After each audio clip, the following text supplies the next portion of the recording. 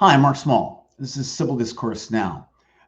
Early voting has started here in Marion County. It's where Indianapolis is located. It started on April 9th. It will continue through to May 6th, and then Election Day itself is May 7th. And this is for the primary elections.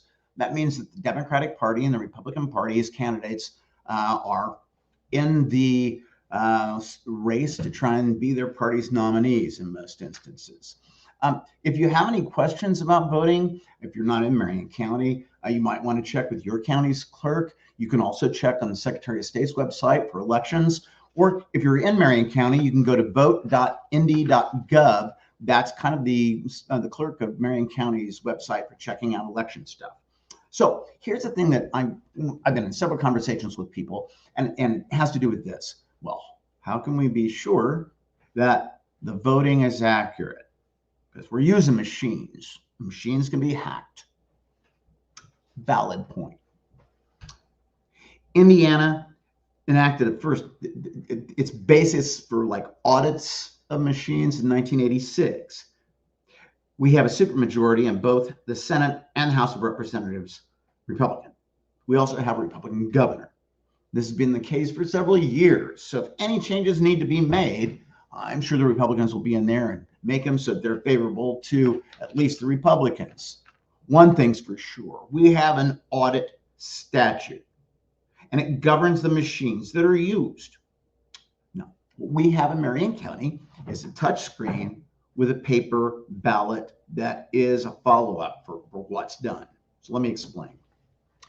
This is how good it is. You get to the place to vote. Right now for early voting, it's a city-county building. It's at 200 East Washington Street downtown.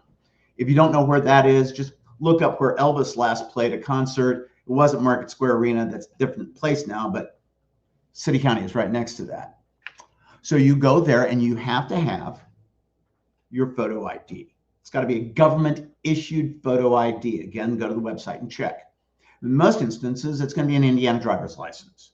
If you're a resident and citizen of the state of Indiana, you can use an Indiana residence card. I think that's exactly what it's called. But I think those are also from Indiana BMV. If you don't have one, call them, find out, get that. You can use your passport. That's a government issued ID with photo. If you're a student at an Indiana public university, you probably can do that check just to make sure if it's a photo ID and it's issued by a governmental entity here in the state of Indiana. There are military IDs that are acceptable. You get the ID, not the ID, yeah. So your ID has a barcode on the back if it's the Indiana driver's license, because that's what most people use. You get to the site and you walk up to the first table and you're here to vote. Yes. Do you have your ID? And you hand it to them. Now, there are two people sitting there. Generally, they try to get somebody from each of the two major political parties. Or if somebody's volunteered, that's cool too. Libertarian Party has a convention during the summer. I don't know what other parties do, but there are only two parties that have primary elections and that they're on the ballot, and that's the Democratic Party and the Republican Party. So they try to get one person from each party. That's a goal. Doesn't often happen that they don't have that, but you get, because people are wanting to make sure everything's done right. Give them your ID. It's got the barcode on the back. They will put it into like a little arm there, hit the button, it scans, and then they'll turn the screen around to you and say, is that you, and is the information here accurate? You look, if it's not you, or if the information isn't accurate, that's a glitch. If it's not accurate, if you've had a change of address, they can take care of that. They're election board people, or like across the hall at City County, you go over to the election registration, change things. But if everything's groovy, then they'll say, now hit which do you want, a Republican or Democratic Party ballot? Because it's a primary. Now, some people will ask, well, can I vote straight ticket? Well, inherently it's straight ticket. You're voting for people who are trying to become candidates within that party. So you can't vote for the other party. So it's like, no, you're actually asking to see the ballots. You can vote for the people who are running. There's one ballot question in Marion County, and that's from Pike Township. Reason I say that is you might not vote in either primary, but you have a right to vote for that issue. And if that's the case, when you say, well, I'm not voting in either primary, but I want to vote for that issue. They're there to help you, not to say you can't do that.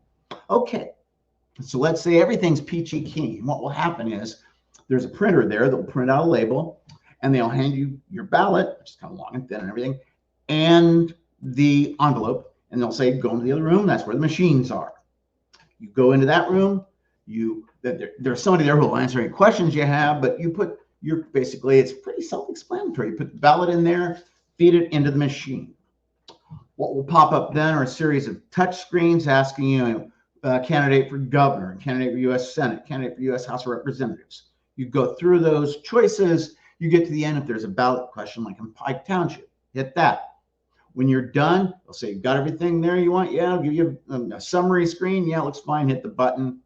Gives you your ballot back. And you take that and the envelope to the last table.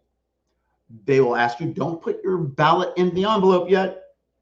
They will take the envelope. Both people will sit there and check it off, sign it, ask you, to put your ballot in yourself, actually in the envelope. Then they seal it, give it back to you, and you put it into the box. You voted. That's really tight. How anybody could get around any of that got me. Now, the company that they use, I think, is Express Vote. I'm pretty sure they'll say no system is perfect, but it's pretty secure. I think you really have to jump through a lot of hoops and stuff to be able to hack some kind of vote. Okay, well, somebody said to me yesterday, well, what if the voting center down there, maybe it happens there? Okay, at the end of the day, voting is closed, because it's kind of like a formal thing you can say. They take the envelopes in the machine, and there are several people are there to make sure everything's done right. You sort them here by township. They're put in a box, and they're taken to the voting center on East Washington.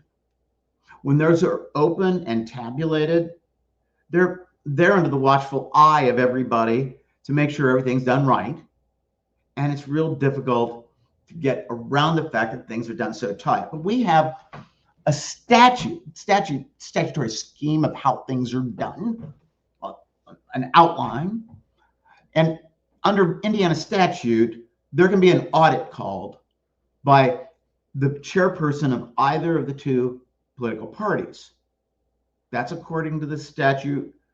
At least now, Republicans haven't made any changes in that regard. But they'll look at whether the number of votes matches the number of envelopes you've got. But one thing they're not going to do, they're not going to give you the names of individuals so people can knock on their door and say, how'd you vote? Because things are that angry right now. We have a House of Representatives in Washington where the speaker says, I'm a wartime speaker. No, he's not. The only people that are talking about civil war are the people like the one who walked on January 6, 2021, walked with a Confederate flag through the Capitol. I'm pretty sure that's not the party of Lincoln. So what we have are people who want to harass others for voting. That's not going to happen. You don't like it? Look at the statute for audits. In the meantime, people aren't going to take this country just because they're being told to by a person who's a stooge from Russia. That's Trump. We're not going to let it happen. I'm Mark Small, Civil Discourse Now.